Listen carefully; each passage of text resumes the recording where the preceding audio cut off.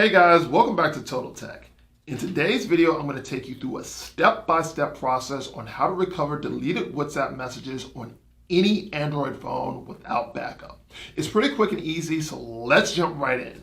In order to restore your deleted WhatsApp messages, what you need to do is open your file manager, then go to All Files, go to Internal Storage, select Android.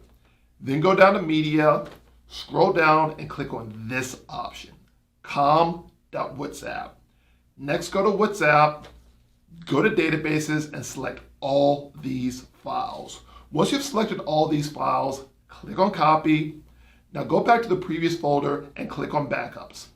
Finally, paste all those files here and that's it. Once those files have been pasted, all of your deleted WhatsApp files will be recovered without backup.